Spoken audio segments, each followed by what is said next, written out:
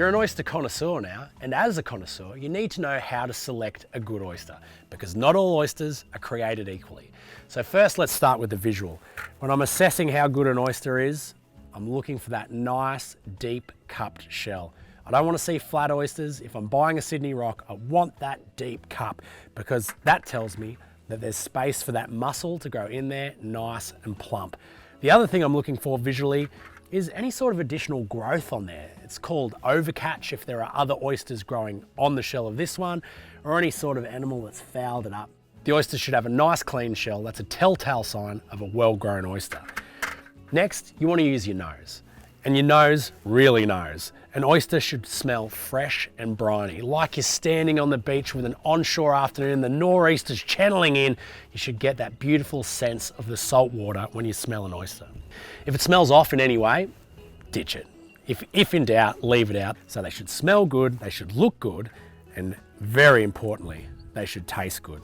So first thing you want to taste is that incredible mineral sense of the brine.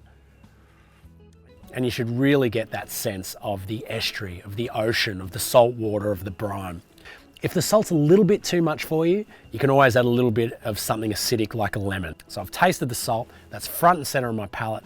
Now it's time to focus on the mussel itself. So I'm going to pop it down the hatch, but I'm not going to swallow it straight away. I'm going to give it a little bit of a chew so I get some of that complexity.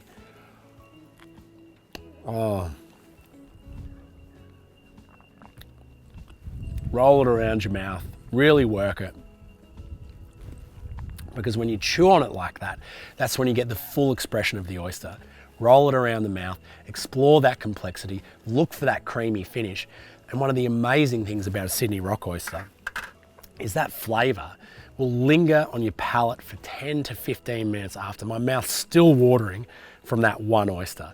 They really are one of life's great pleasures. They're one of the world's great ingredients. So when you're eating a freshly shucked Sydney Rock oyster, take your time and enjoy it.